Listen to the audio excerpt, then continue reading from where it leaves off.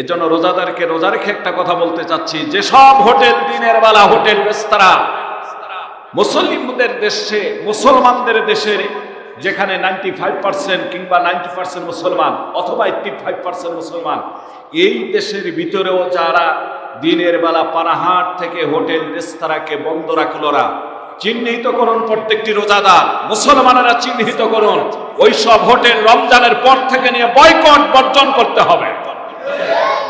কোন কোন হোটেলে দেখলাম কালো পর্দা, কোন কোন হোটেলে দেখলাম লাল পর্দা। খবর নিয়ে দেখা যাবে ওই সব ব্যবসায়িকদের মা বোনদেরকে তারা জীবনে পর্দা করায় না, অথচ রমজান আসলে হোটেলে পর্দা করে। কি করায়?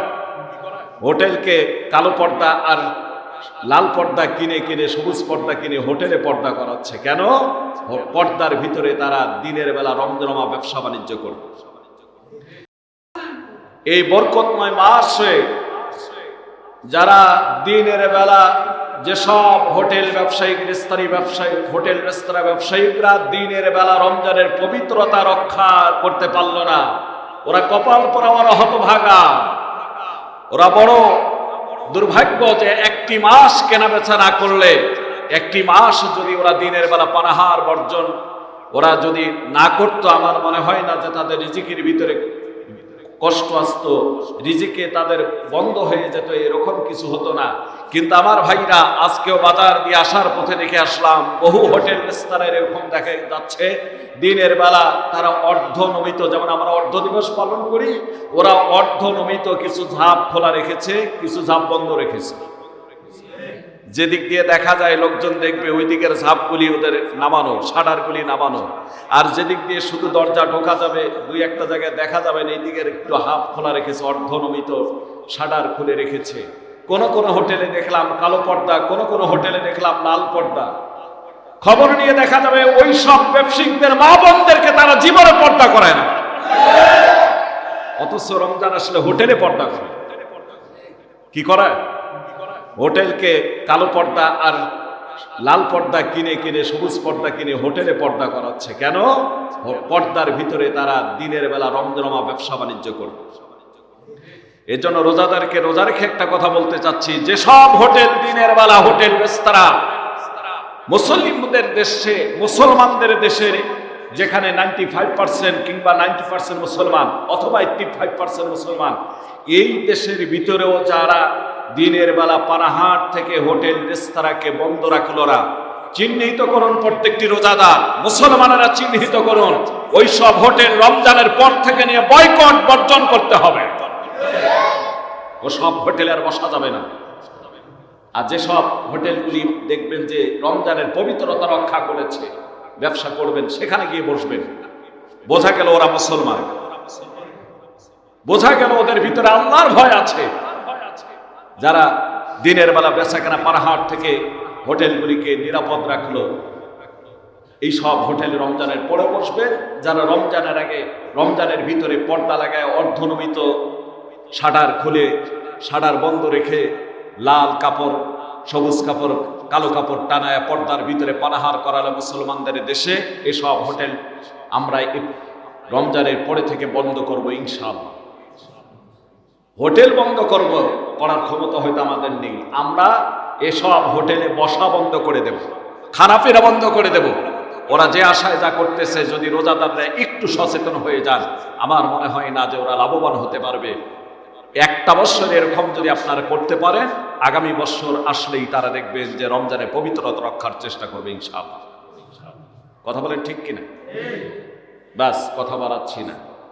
সম্মানিত ভাইরা, গভীর মনোযোগ দিয়ে দান। আমি কোরআনে কারীমের আয়াত পড়েছি। আমার আল্লাহ রাব্বুল আলামিন বলেন, শাহরু রমাদানাল্লাযী উনজিলা ফীহিল কুরআনু হুদাল লিন-নাসি ওয়া বায়্যিনাতিন মিনাল হুদা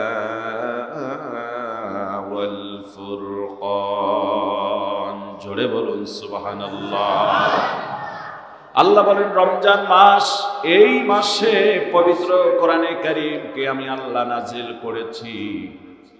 কেন নাজিল করলাম এই মাসে আর কোরআন, বা কেন নাজিল করলাম? আমার ভাইরা, আল্লাহ সুবহানাহু তাআলা পরিষ্কার করে জানায় দেন হুদাল লিন্নাসি ওয়া বাইয়িনাতিম মিনাল হুদা ওয়াল ফুরকান। এ কোরআন হচ্ছে মানব জাতির জন্য হেদায়েত। জুড়ে বলা যাবে কি সুবহানাল্লাহ। আমার ভাইরা, আল্লাহ বলেন এ কোরআন হচ্ছে সত্য অন্বেষণকারীদের জন্য, সৎ পথযাত্রীদের জন্য সুস্পষ্ট নিদর্শন। আল্লাহ বলেন সুস্পষ্ট নির্দেশ। ওয়াল ফুরকান, আর সত্য আর মিথ্যার ভিতরে পার্থক্যকারী। জোরে বলা যাবে কি সুবহানাল্লাহ।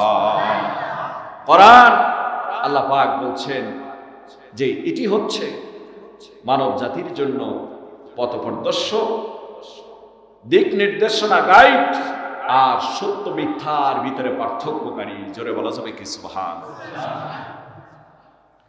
আল্লাহ রাব্বুল আলামিন বলেন ফামান শাহিদা মিনকুমুশ শাহরা ফালইয়াসুম। আল্লাহ বলেন কাজেই তোমাদের মধ্যে যারা এই পবিত্র রমজান মাস পেয়ে যাবে তারা যেন এই মাসে রোজা রাখে। জোরে বলুন সুবহানাল্লাহ। এই মাস যেন তারা কি রাখে? রোজা রাখে। রোজাটা কি আমার ভাইরা? মনে রাখবেন সুবহে সাদিকের পূর্ব থেকে শুরু করে নিয়ে সূর্যাস্ত যাওয়া পর্যন্ত কঠোর সাধনা করা, পানাহার থেকে, যৌনচার থেকে, আমার ভাইরা মিথ্যা বলা থেকে, সুদ খাওয়া থেকে, ঘুষ খাওয়া থেকে, জেনা করা থেকে, ব্যভিচার করা থেকে, সকল প্রকার অন্যায় অশ্লীলতা থেকে বিরত থাকার নাম হচ্ছে সিয়াম। এজন্য হাদিস শরীফের ভিতরে আসছে, হযরত আবু হুরায়রা রাদিয়াল্লাহু তাআলা আনহু থেকে হাদিস বর্ণিত। হযরত আবু হুরায়রা রাদিয়াল্লাহু তাআলা আনহু বর্ণনা করেন, ওয়া আন আবি হুরায়রা রাদিয়াল্লাহু তাআলা আনহু قال قال رسول الله صلى الله عليه وسلم من لا يدع قول الزور وعمل به فليس لله حاجة أن يدع طعامه وشرابه। হযরত আবু হুরায়রা থেকে হাদিস বর্ণিত, তিনি বর্ণনা করেন রাসূল কারীম সাল্লাল্লাহু আলাইহি ওয়াসাল্লাম বলেছেন, ওই ব্যক্তির পানাহার থেকে বিরত থাকা, তার মানে যারা রোজা রেখে মিথ্যা বলা ছাড়তে পারলো না, রোজা রেখে অন্যায় করা থেকে ছাড়তে পারলো না, যেমন মিথ্যা বলা রোজা রেখে ছাড়তে পারলো না, তদ অনুযায়ী আমল যারা রোজা রেখে ছাড়তে পারলো না, যেমন সুদ খাওয়া, ঘুষ খাওয়া, মাপে কম দেওয়া, ওজনে কম দেওয়া, খাদ্যে ভেজাল দেওয়া, অন্যের সম্পত্তি লুণ্ঠন করে খাওয়া, অন্যের জমি ঠকায় খাওয়া, এতিমের মাল খাওয়া, তার মানে রোজা রেখে যারা মিথ্যা বলা ছেড়ে দিতে পারলো না, তদ অনুযায়ী যত খারাপ কাজ আছে এই কাজগুলি যারা ছেড়ে দিতে পারলো না। হযরত আবু হুরায়রা থেকে হাদিস বর্ণিত, নবীজি বলেছেন এমন ব্যক্তির পানাহার থেকে বিরত থেকে কোনো লাভ নাই, এরা শুধু উপবাস থাকা হবে। জোরে বলেন নাউযুবিল্লাহ। এরা শুধু উপবাস থাকা হবে। এজন্য রোজা রেখেছি, পবিত্রতা রক্ষা করার দরকার আছে না নেই? কথা বলেন আছে না নেই? যেমন রোজা রেখেছি, ঠিক আমার ভাইরা মিথ্যা কথা বলা যাবে, সুদ খাওয়া যাবে, জেনা করা যাবে না, ব্যভিচার করা যাবে না, ওজনে কম দেওয়া যাবে না, খাদ্যে ভেজাল দেওয়া যাবে না, দ্রব্য মূল্যের দাম বাড়ানো যাবে না, অন্যায় করা যাবে না, কাউকে কষ্ট দেওয়া যাবে না, গালিগালাজ করা যাবে না, ফায়সা কথা বলা যাবে না। তারা রোজা রেখে সব বন্ধ করতে পারলো না। আল্লাহ নবী বলেন এদের পানাহার থেকে বিরত থাকার আল্লাহর কোনোই প্রয়োজন নেই। আল্লাহু আকবার। অথচ রোজা রেখে অনেকে আমরা এসব কাজ করি। কথা বলেন না? খারাপ লাগতেছে?